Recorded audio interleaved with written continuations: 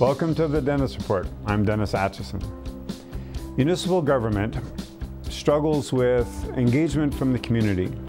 Recently, there was municipal by-elections held around the province and the voter turnout was very low.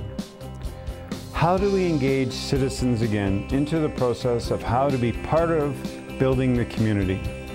Today, we're going to explore that theme as well as relationship between municipal and provincial governments.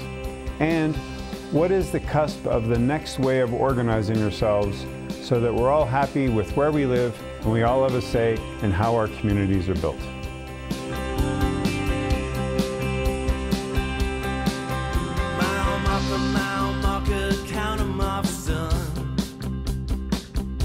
I've done versions of this before. Yes, I don't know if you've had a chance to do an hour before. No, I don't know if I've done an hour, but no.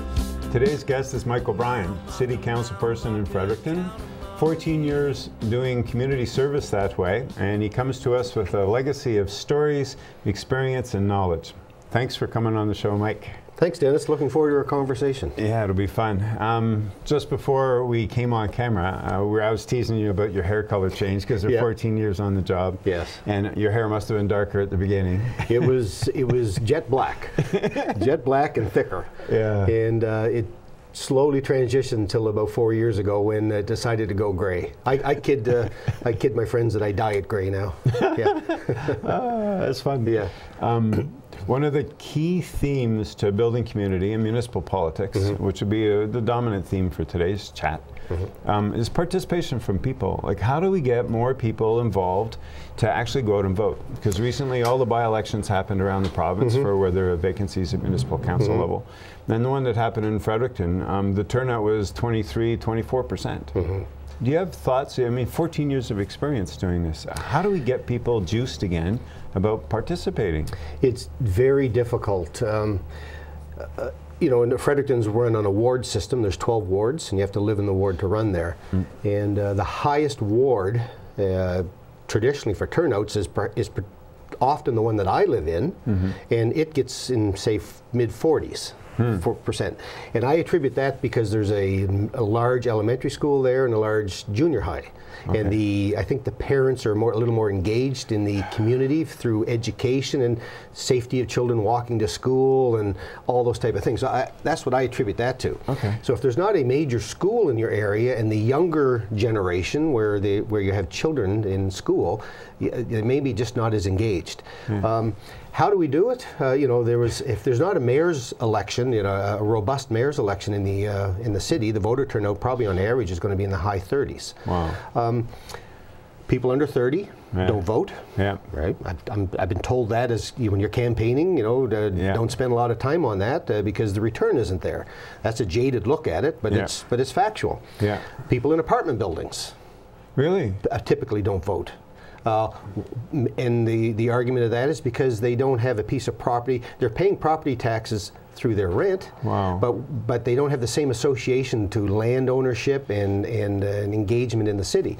So how do we turn that? I mean, if you could get, there's a lot of apartments, and if there's a lot of youth. When I say youth, anybody under 30. Sure. If you can turn that around by 10%, then you're now up to the 50%. Yeah. So, because you would think if you're an apartment dweller, recycling or waste management, you would think public transit, all those things would drive, you know, participation or voice, saying, I would like my community to be this way, not that way. I would agree, but again, I think it's just the, and when I say that, I don't mean it in a derogatory sense that they don't vote. It's not that they don't care. No. They certainly care about those issues. Yep. But to translate that into going to vote for a certain person, like I say, there's just not that turf protection, I think, that a homeowner would feel. But it is sad. It's been translating that way election after election. You know, and federally and provincially, the rates are coming down. And despite big efforts to get out the vote and, you know, rock the vote and everything, it just doesn't seem to be. Now, is that cynicism creeping in the population? Could be. I hope they don't do that with the municipal because we're very close to the population. And although people could be upset at us for something, they shouldn't be cynical that there's no party affiliation. You know, we generally do what we say we're going to do. Well, that's one of those great things about municipal council, and something you've done for 14 years, is in a way you're all independent candidates. Yes. And you have a mandate to work together and reconfigure based on the issue to make things work for the community. It would be nice if there was some way to get general public more aware of the differences compared to the party process, which will often pull an agenda in a direction that was opposite to what the population was saying they wanted something to turn out as. Yeah. So how do we get people past, and just brainstorm a bit, how do we get people past the issue-specific or me-specific motivator for why they would engage? So I have a passion for this, therefore I'll pay attention this time, rather than a general conversation about, oh, this is where I have a responsibility to participate, because this is where the conversation happens that builds community. One of the issues, I think, to that point, Dennis, is too that I don't think a lot of people realize that municipal councillors in New Brunswick, in Fredericton, we'll talk Fredericton in particular, it's really a part-time job. Yes. You know, it is. I still get calls at home, and my wife's not working right now, she's at home, so she'll get a call and people are shocked that I'm not in my city office, which I don't have one. Part-time job with a full-time bullseye. Well, that's fair, but it's not a full-time job. Yes. Most people, unless they're retired, have a day job. Therefore, you just can't put the time in from 8 to 4, 8 to 5 to deal with these issues. Yes. I call city council my noon, evening, and weekend job because I have a day job as well. Yes. And so you don't have the time to get out into the community every day to arrange and organize great gatherings, community conversations, get people together in the school gym and have a conversation. You have to sometimes wait for those opportunities or work a long time to organize one. And they're just not frequent enough to get that dialogue going. You know, I have a very active, I'm very active on social media, as most politicians are now. I particularly do because it's one way that I can stay in touch with people. Now, I know that's only a certain demographic that I'm reaching out to. But still, it's a reach. It's a reach. And I use my Twitter account more to just say, I'm here doing this. It's not about if you brush your teeth that morning. No, I try not to do that. No, I'm being flip, but it's a great short-term communication vehicle. It is, but you know, I'm doing this right now, or this event's taking place right now, and this is great, and high five to this person who just did a great job in the city. I use my Facebook account to be more, here's what's going on, or here's some things coming up, and what do you think about it? And it's amazing sometimes where the conversation will go. Yes. People will be bold on Facebook, but I'll put out something, and all of a sudden a comment will come in that's not quite related to my post, and then it'll drift in a different direction. And I usually try to let that go as far as it can go. Sometimes I want to be careful that it stays tasteful. Yes. Right, because that's not what I'm looking for. Distasteful.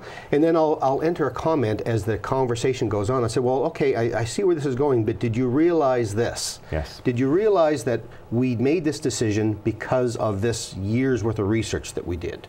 And then lots of times people say, oh, I didn't realize that. Or, okay, but did you think of this? And then you let the conversation go on a bit, because it's a community dialogue. Yes. And I get feedback from that. And then sometimes you step in again and say, okay, that's a good point, I'll raise that. Or, yeah, we did think of that. So there, and people seem to appreciate that. And I certainly do. I appreciate the feedback. But again, that's only dialoguing with a couple of thousand people. And so how do I turn that into a dialogue? Mike represents 5,500 voters, but I'm also one of 12 that represents 56,000 people in the city. So part of the way to do it, in my mind, is things that you're involved in back in Fredericton, which is like the great gathering, community dialogues. Is it that model or an offshoot of that model? Take a key issue and have the dialogue with, and let people tell, you know, let the community set the direction, and then the politicians then can take it from that and say, okay, within what the community would like, here's what we can do. This ties to another theme, if we could explore a bit, because you have those years of experience. General public needs to let go of their perception of politician, because they'll generalize politicians. They won't separate federal from provincial from municipal. And oh, you guys, and they tend to generalize it's male. And it's not quite that case anymore. And they ascribe a certain value set to it without really knowing how it plays out, or what you came with when you first arrived, and the heart you brought to it, and the passion you brought to it, the time you brought to it. And you survived that for 14 years. So you must have a certain amount of grace inside of you to deal with how people will come at you and want answers, because they're passionate and they're expressing their passion that way. But it'd be nice if a new bridge was built somehow between understanding the role of the elected official and then the responsibility back to the community. Do you have any anecdotes buried in that dynamic? Some ones that were good, and then a couple that weren't so good, because you are Mike, you know, and you're a person with feelings, and sometimes people forget that side. Yeah, when you're first elected at any level, I'll use the municipal, framework. Yeah. You want to help everybody, and your bias is to saying yes to everything. I'll work on that. Well, you learn quickly you can't do that, because a lot of decisions, well, all the decisions that are made, are usually based after decades of thought and tweaking to arrive at a policy that's for the greater good.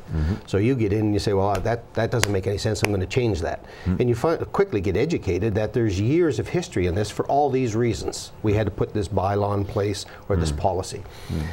But I'll give you one example. I can't remember the issue. It was a zoning issue, I think, which are usually the most controversial. And I researched it and I did all my homework. I was on council for 6 months, and I talked to people and I read, and then I made this very articulate dissertation at the council meeting, and the thing carried, and whether I can't remember if I carried the day and the people supported me, the rest of the councillors, or I was just one of in the affirmative. But I was very proud, and I came home to my wife and I said, I feel really good about that. I really put a lot of work into that, and I'm proud of the decision. And the phone rang, and it was somebody who said, I knew you as a kid, and I knew your parents, and I can't believe you were that stupid. So, so immediately I say, oh my goodness, I thought I did a great job. Yep. And here's one person that disagreed with me. But still. But it's their right. Yes. It's their right. And that really helped frame the part that you don't get a big head. Yeah. Don't get a big head about your decisions. Put your heart and soul. If you believe in it, support it. And I've always tried to do that. Yeah. Regardless of if I think there's going to be pushback. If I think it's the best for the community, I'll support it. But people do have to, you do have to realize, and I've got a deep appreciation for people's opinion. Everybody is entitled to their opinion. But they're not entitled to their facts, right? And so, they're not entitled to their facts. So I have no problem, and I relish the opportunity to meet with a group of people, whether they're irate or not, and listen to them, and then give them my opinion, and give them my reasoning, and give them the background. And quite often, after that, they'll say, okay, I might not agree with you, but okay, I understand where you're coming from. And that's sometimes the best you can do. Yes. And so, you develop a thick skin because you have to, but you also, I have a deep appreciation for the fact that I'm one of 56,000 residents of the city. Yeah. I may have a bit more background than some of the people because of my position, but it's still just my opinion. And so I try to listen to as much, and I have no problem with somebody being against the decision I make. That's their democratic right. Yeah. So. Be nice one day if everybody's individual democratic right found some sort of consensus. Yes, that's it. So how do you, how can you as a part-time counselor, right, and you get together in the evenings as a body, and noon-hour committee meetings, and the weekend every now and then, but how can you as a body engage the community to say, look, we're moving in this direction, here's our vision, and give us some feedback over time. So it's not we just can't have it one meeting and say, okay, here's the new city policy. Democracy just can't work that way. I mean, there has to be some structure. But I'm passionate about trying to find the way to do that. I did say I have a day job. I have the ability to retire from my day job in a couple of months. So I'll be able to have more time. As I say, I love my day job. It's been very good to me, and it's allowed me to retire earlier, not have to work to 65. But right now it's kind of getting in the way of my fun, and my fun is the municipal issues.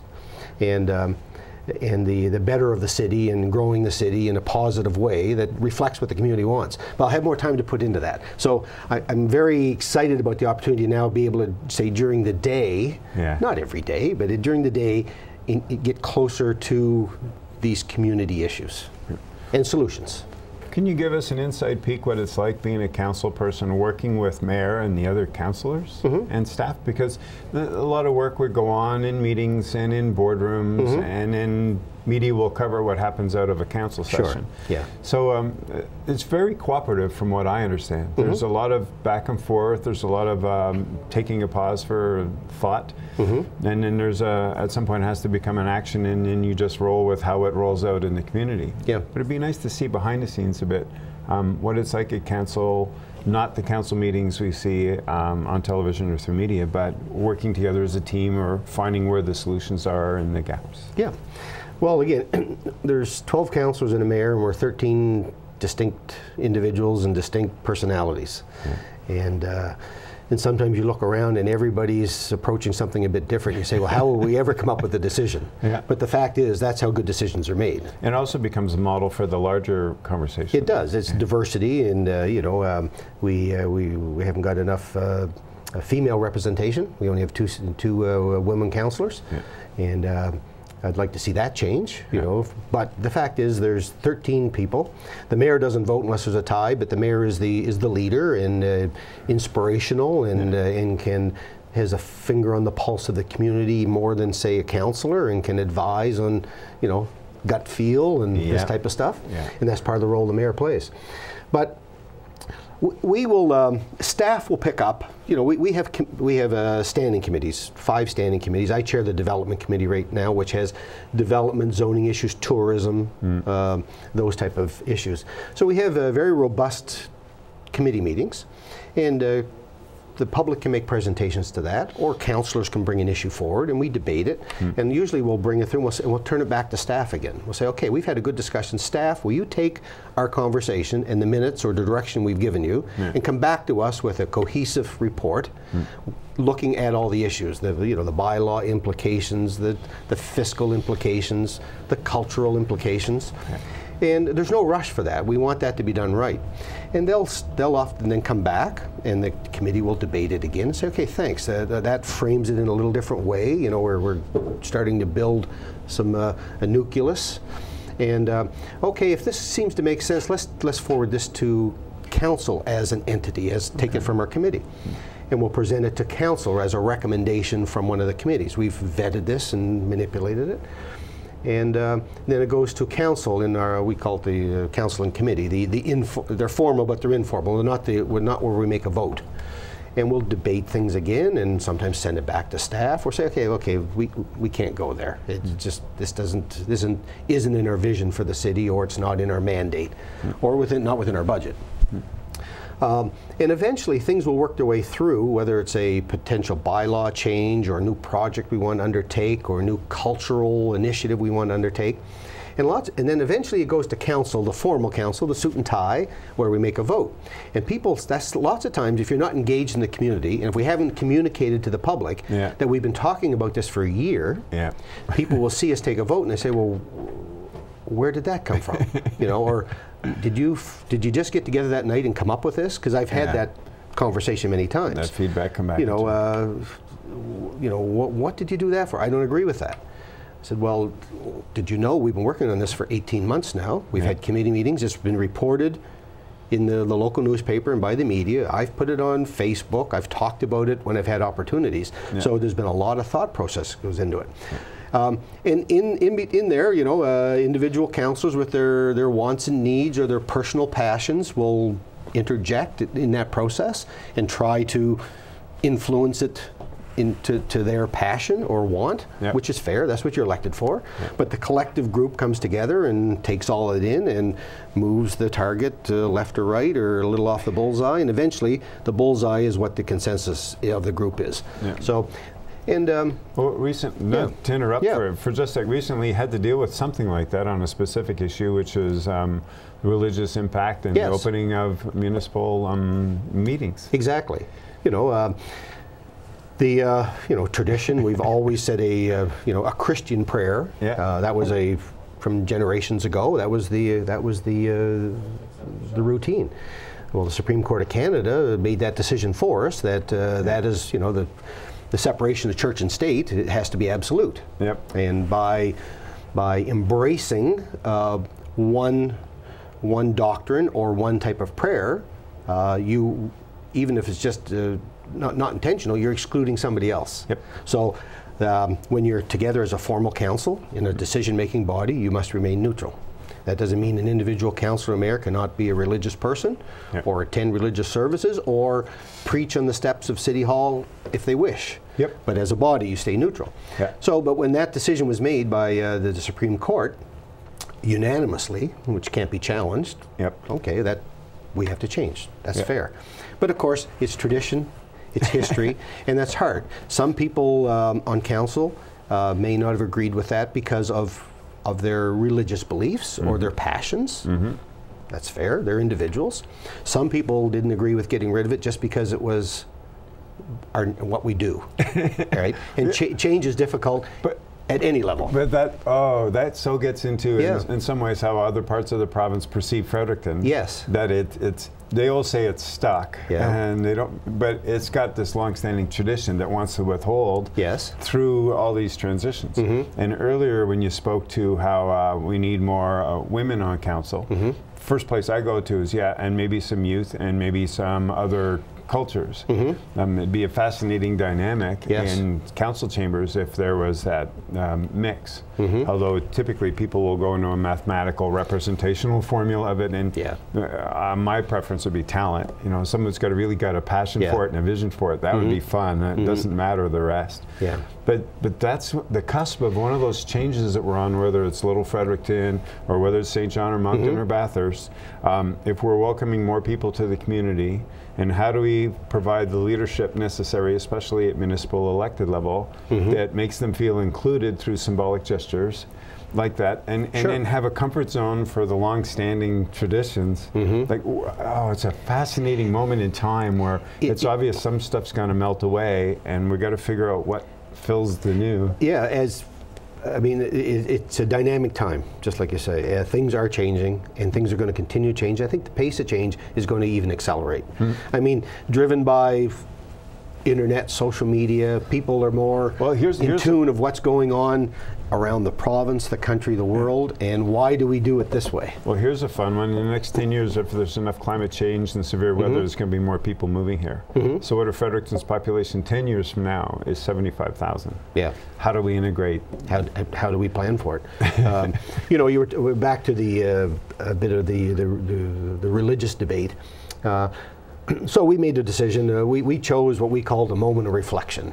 Yes. Okay, that's what we've adopted for the time being. Is that appropriate? The mayor calls, instead of the prayer, we call for a moment of reflection. If somebody wants to recite silently a prayer to themselves, that's, mm-hmm, within their right. If they want to just reflect on the agenda and the business at hand that they have to deal with and make decisions, that's okay too. Yeah. It'll probably evolve into something else, but it won't be back to the prayer. Yeah. And I trust the people in the city will understand the reason for that. The decision of the Supreme Court was very well articulated, yes, and all people have to do is, I've had a few people contacted me. I've given them a editorial summary that I've received out of a newspaper somewhere, mm, of the Supreme Court decision. When people read it, they say, okay, that makes sense. Yep. And it does. Yeah, well, but we have in our city a growing Muslim community. Yes. We have a very strong Indo-Chinese community. Yep.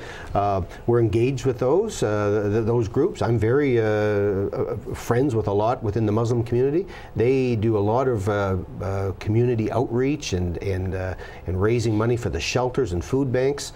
And how can you exclude them in a process by just because you have an old process that you don't want to change? Yep. So, which gets to an interesting, mm-hmm, theme, which is the leadership theme, because, mm-hmm, you're elected to be leaders, yep, which is please help guide us through these, mm-hmm, transitions, mm-hmm, give us the new symbols or rituals, if we can call them rituals, so early. Well, they are rituals to bring us, sure, together. Yeah.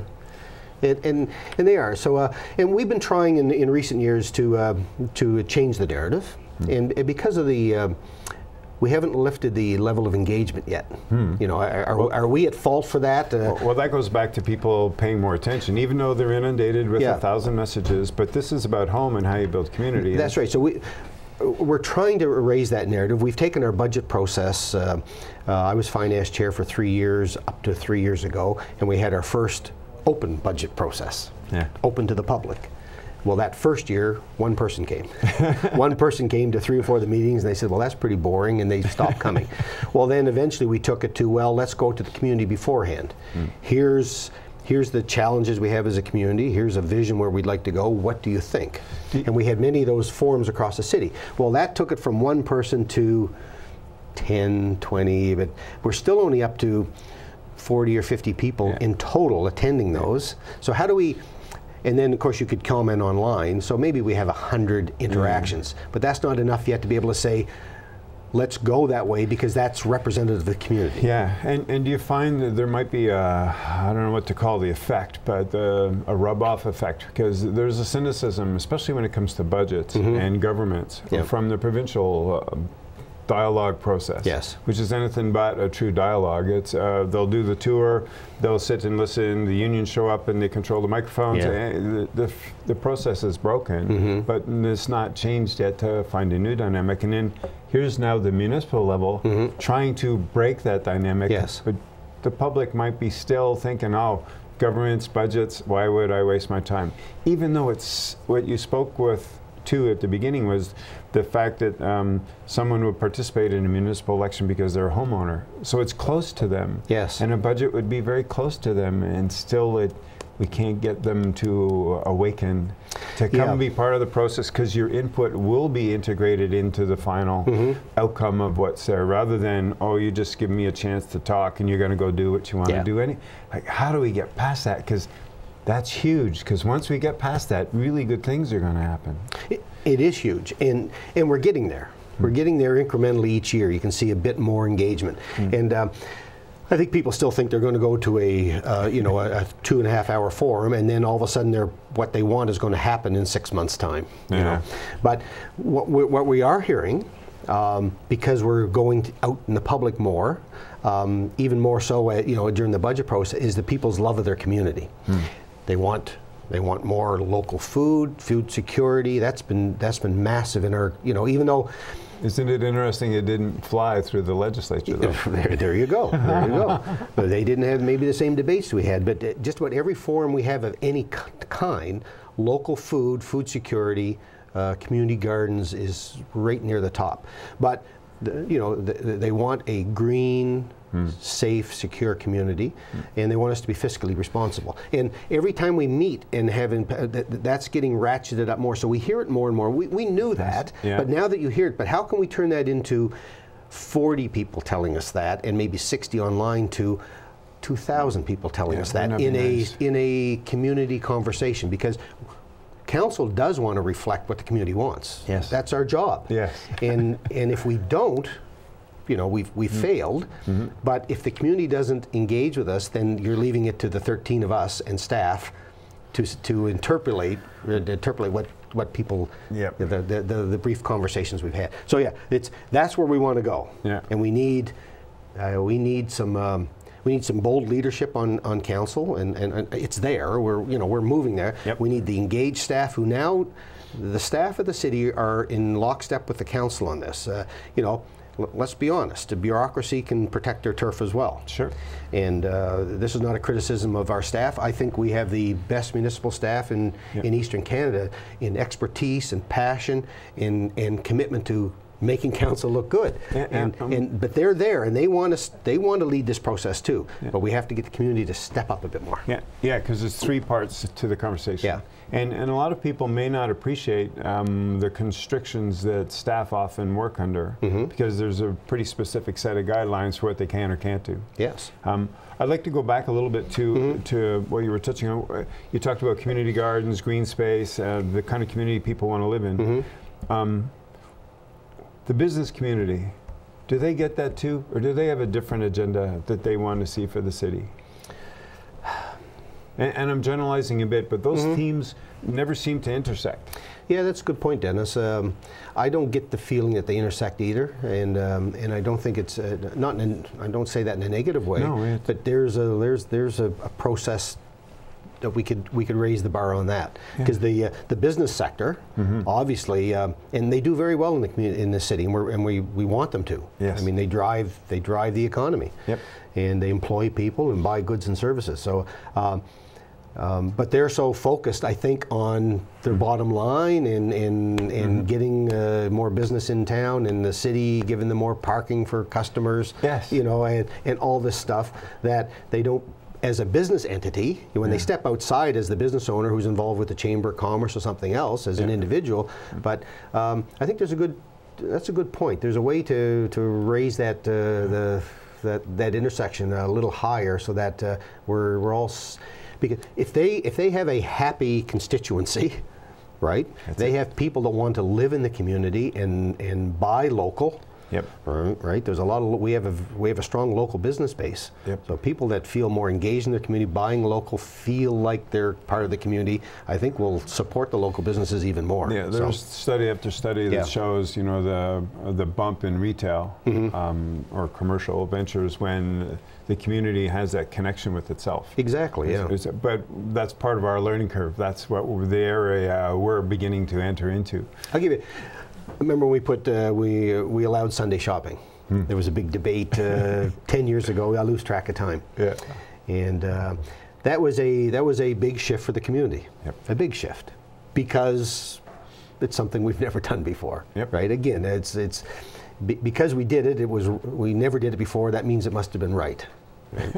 So we changed that, and part of it was because times are changing, and as the leaders of the community, you have to bring the community along that way. Yep. Right?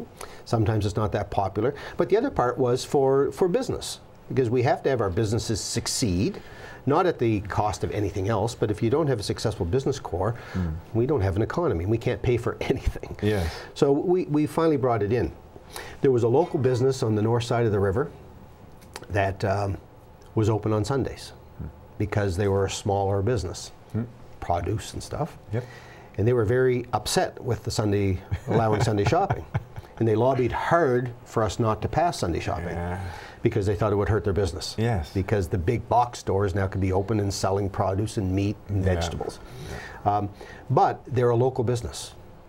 And they marketed themselves even a little stronger that way, and and the people responded. You go into the superstore and it's full on a Sunday. Yeah.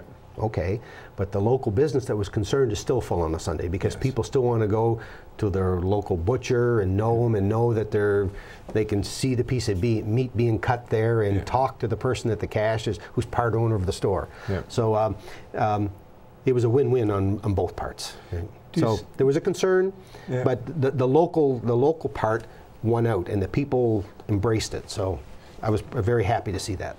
Do you see one day, and following that theme, the business community has itself broken into different parts for different mandates, from Ignite Fredericton as the example there, to Chamber, to downtown Fredericton, Main Street Business North, those things.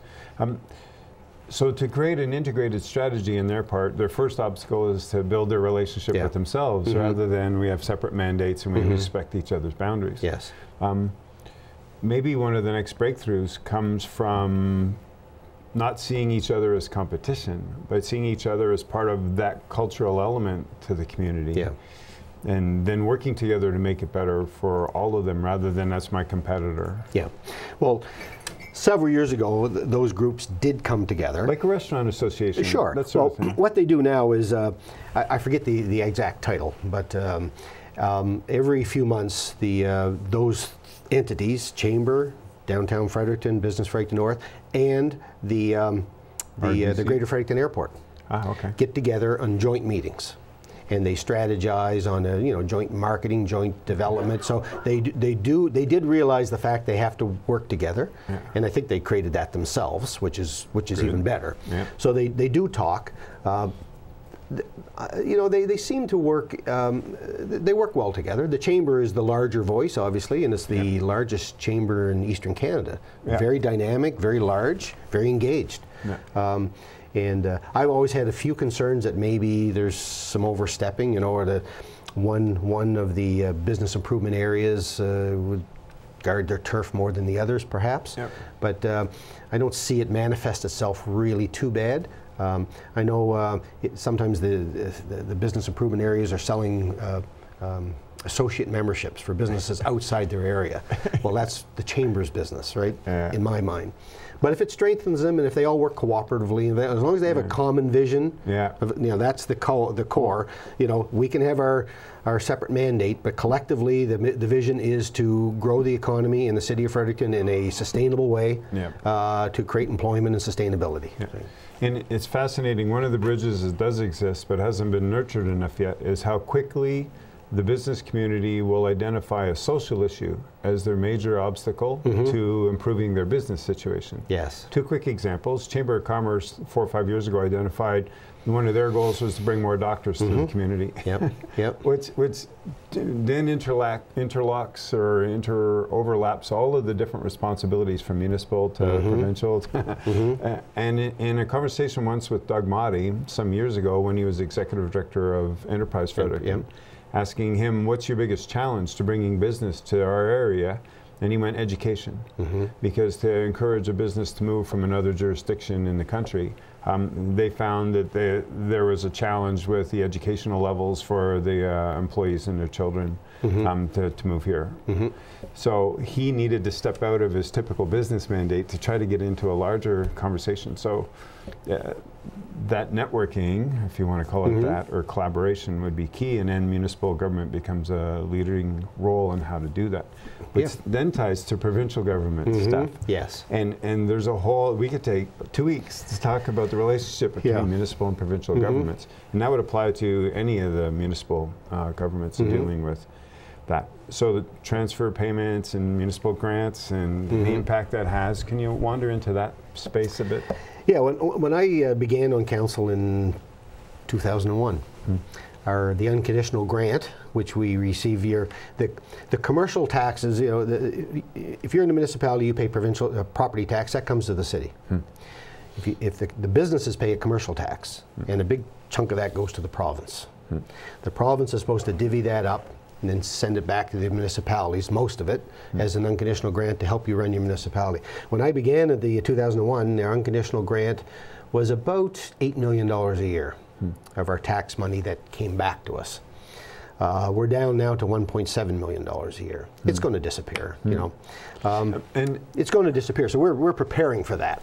But the unfairness of it, people say, well, you're being penalized for running a good community.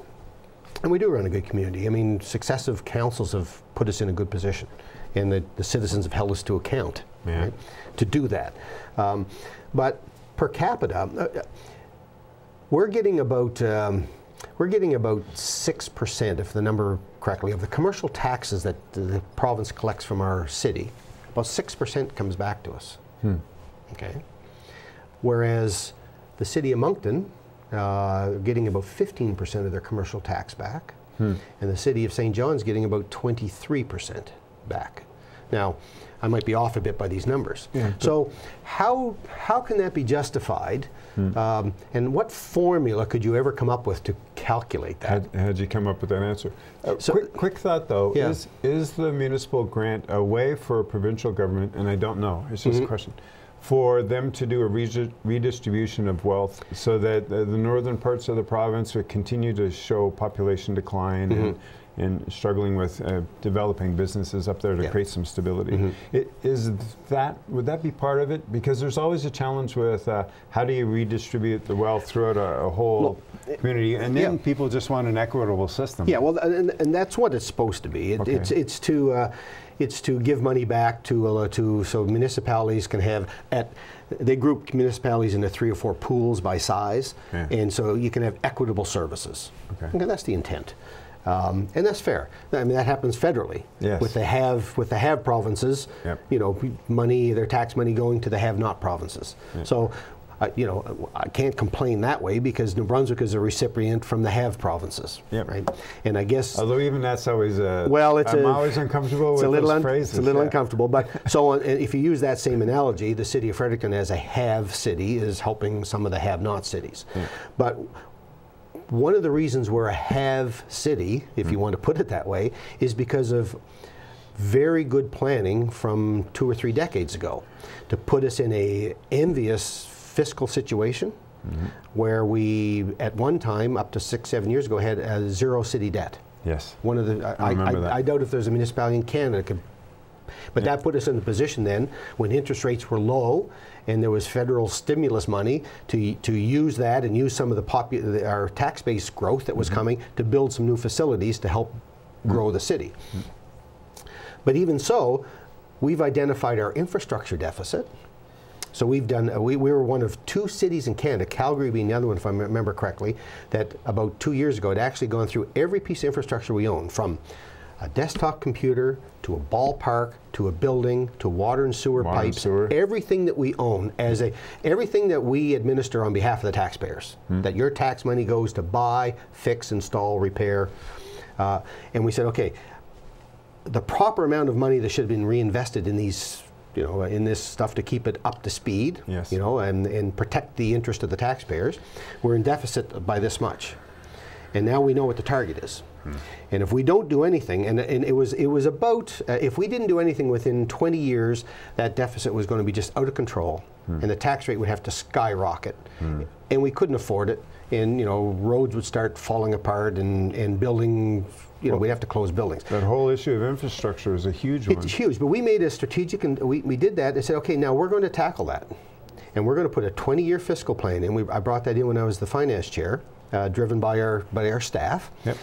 Here's our plan, and every year in our capital infrastructure budget, we're going to increase that by 5% every year. And we prioritized everything that we own. Here's the worst, and we're going to fix it first. And within 20 years, and we're now in the 4th year of that 20-year plan, and we're on target. We'll drop that infrastructure deficit from 125 million, which would grow to 300 million, down to about $15 million.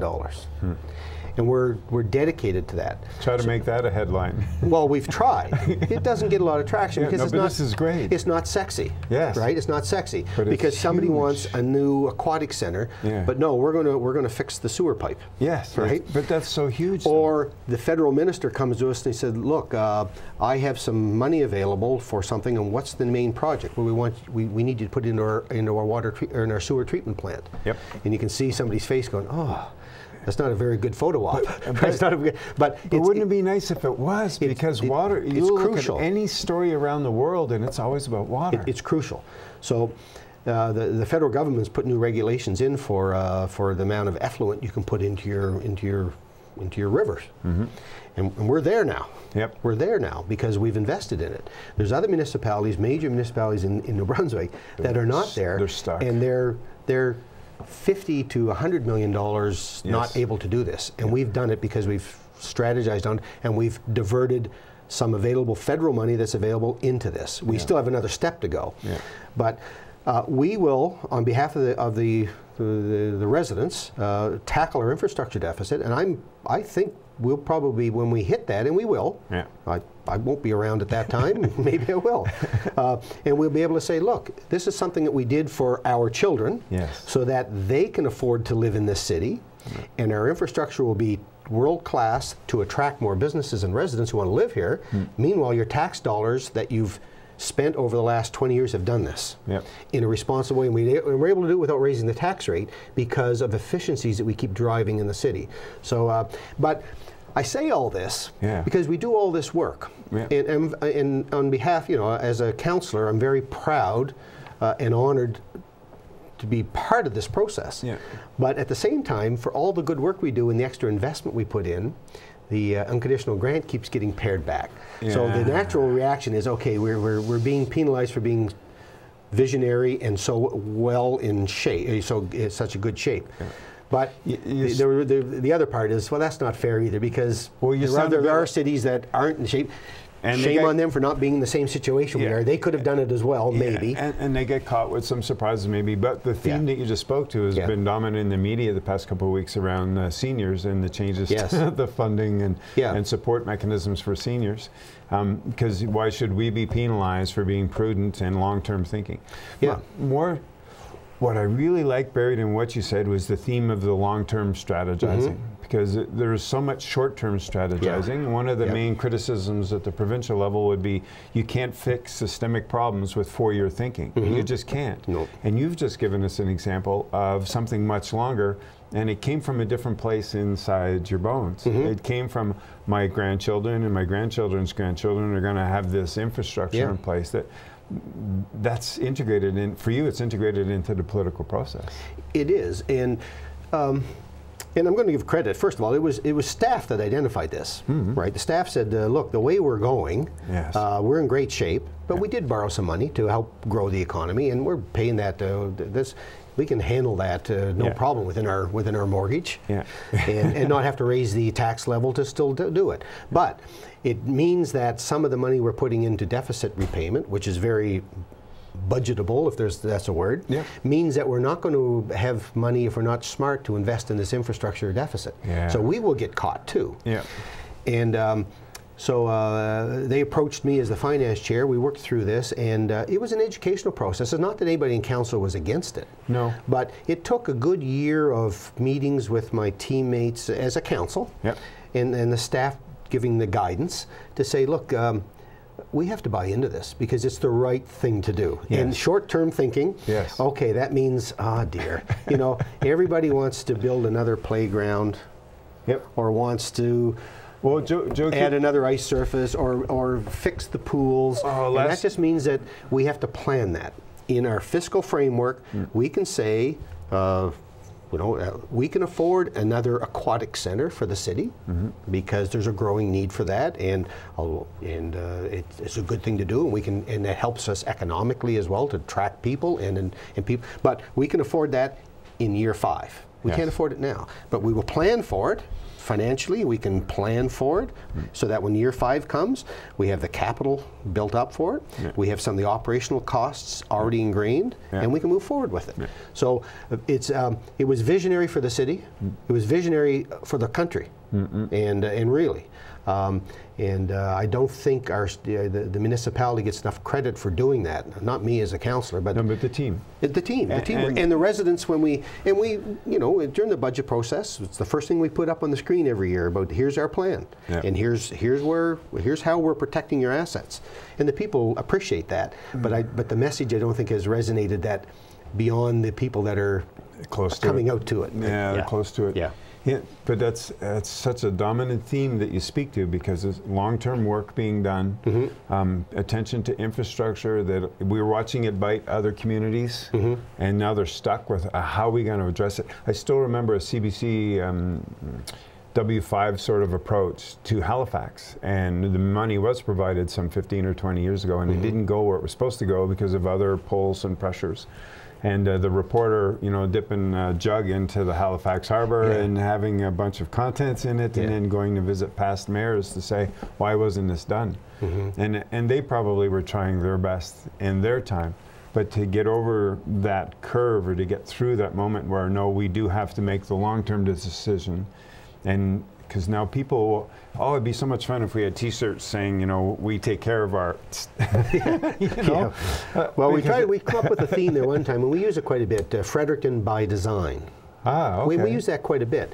And the by design is that we're planning. We're designing the city around what the residents want, and we're designing it for the future, so that we can have it here and maintain what we have without reducing any services that the people want. To slide that back then to the relationship with the provincial government. So you receive this much in transfer monies, and then it dwindles down, and so it feels like being penalized for being efficient and long-term in thinking. At the same time, a lot of volunteer organizations or not-for-profits will work hard to get away from government funding so they can just run on their own and make their own decisions. Is there an upside to the provincial money being less and therefore you're free to make some decisions on your own? Is there a self-sufficiency at that scale? Yeah, I think there is, and we're resigned to that. Like I say, right now we're at 1.7 million. I honestly, right at this moment, can't remember if they said it's frozen for next year and we'll receive it or it'll be reduced, but it's going to disappear. It's going to disappear. And we've planned for that, you know, through our process improvements, which we're doing right at the city, and we found $6 million in savings now, cumulative over the last 4 years, without reducing a service. Yep. Just there's all kinds of efficiencies and systems once the light bulb goes on. Just doing things better and quicker, and you can do more with the same people without burning somebody out. Yep. Now, some individual staff may not agree, but corporately we have. Okay. But we'll be out of that. We won't have to rely on that. Yeah.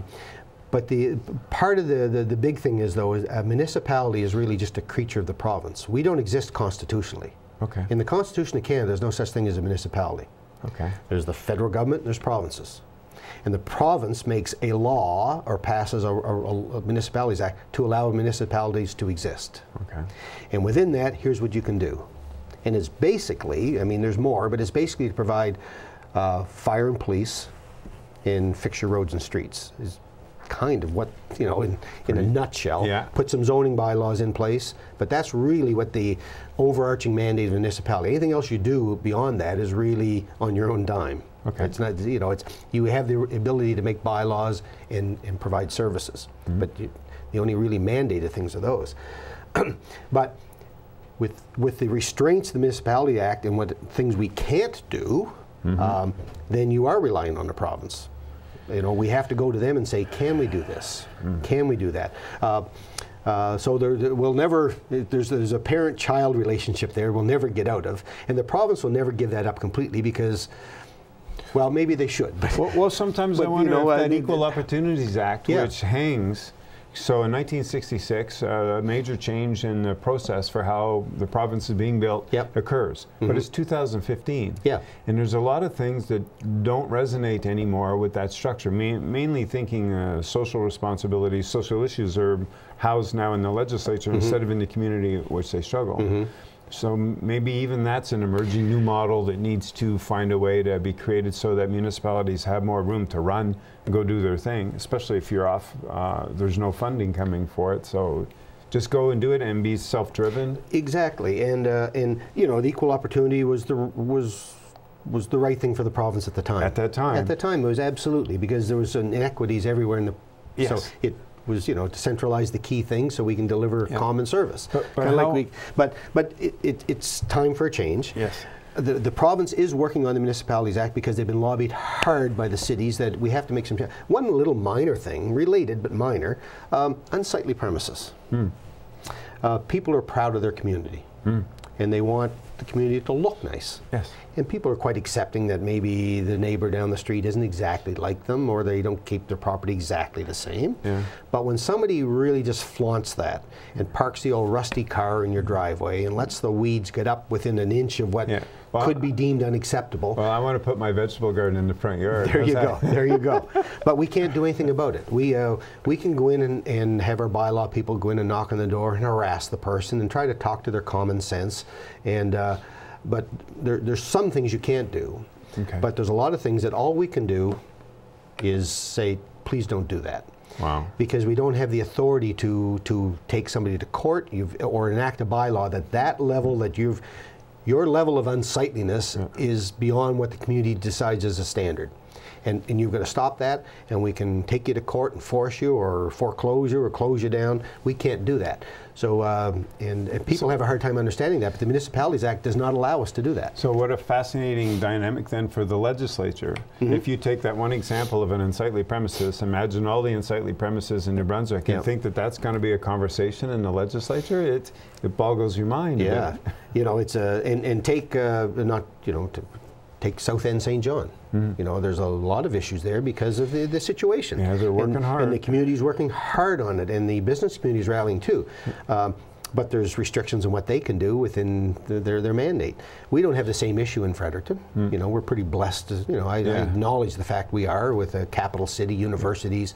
But we do have some some ignorant landlords, I'll use another word, you know, that don't care, or some property owners that just don't care what their impact is on the neighborhood. And we'd like to be able to deal with those, not in a, we don't want have a police state, but we should be able to say that, you know, within reason, stop that, and we'll work with you. If you don't, then we have a mechanism. But that's just one example of where the parent, we can't go there. And the residents, when you tell a resident that, I had a resident that was complaining about something, and they are in the judicial system. And I said, we can't do that. And the person said, what do you mean? I said, well, you know, you being in the judicial system, you should understand possibly that the fact is we don't have the authority to do that. Right? So maybe the third option is just the community mobilizing itself and going through a moral route instead of a legal route. It is, We have about 2-3 minutes left. It's amazing that an hour's gone by. Oh my word. Words per minute. Where would you like to take this as an end? Like sometimes a vision thing is fun to play with. You've been so gracious to touch on so many interesting themes. Where are we going to go from here? Like, how do we break it open and get people excited again? I don't have the answer for that, Dennis, but I can tell you that I'm committed to trying to go there, and so are my council mates. That's a common discussion that we have. We want to get the community excited, you know, excited about they're proud of their community, but we want to take that to another level where there's a way to engage in a meaningful way. More than 40 people total show up at a budget process. You know, there is the great gathering concept. But, you know, you've been involved in those, and we've had 3 or 4 of those. But sometimes it's the same people are coming to that too. So how do we grow that from 200 or 300 people to 2,000? There's got to be a way. And so my commitment is to try to, now that I'll have a little bit more time on my hands, to try to find that formula, and with my council mates start playing and tweaking with it so that we can get, you know, when we're making a decision on behalf of the residents, that we have total confidence that is what the community wants. Not every individual, because individuals are different, but that's where the community wants us to put our effort. And when we do that, the best decisions will be made, and we'll continue to be a vibrant, sustainable, fiscally responsible city. Fun. And for you, can you give a highlight? 14 years of doing this. Close us out with a great story from something that happened during your time as a council person. Well, there'll be 2 things, Dennis. One was when we didn't have a community college here in the city. And people don't realize sometimes what you work on. And I got to carry that file on behalf of the city with some business partners and some staff.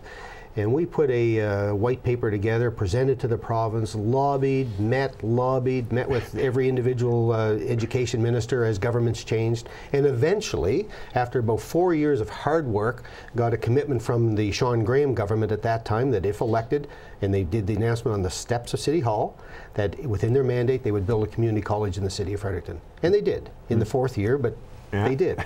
But that was a very satisfying moment, because that was years of work went into it. I don't think sometimes people realize the work that goes into it. And a lot of blood, sweat, and tears went into that, and the community grew from that, and I felt very proud of that. The other part is my involvement with the affordable housing and the social issues. I was recruited by the community. The community came to me about 6-7 years ago and said, we think you might be the guy to help us, because we need a voice on council. And the community has now rallied and taken that on as an issue. And we're making headway. There's always challenges. We're about to deliver in a few weeks our orchestrated long-term plan to end chronic homelessness in Fredericton, well thought out, and we'll solve it. And that's very satisfying to see that we've educated the community now to that most people care about this now, and it's a community issue, and that's very satisfying. So those 2 issues would be the highlights. The other part is just representing the people and being there, and it's fun. It's an enjoyable way to spend time. Thank you for doing this. Thanks, Dennis. I appreciate the time. The energy and the hearts, can't miss it. Okay. It's great. Thank you very much. Thank you. Great. As always, thank you for watching. You can find the program as well, posted on YouTube at some point. Be good, love each other, and have fun.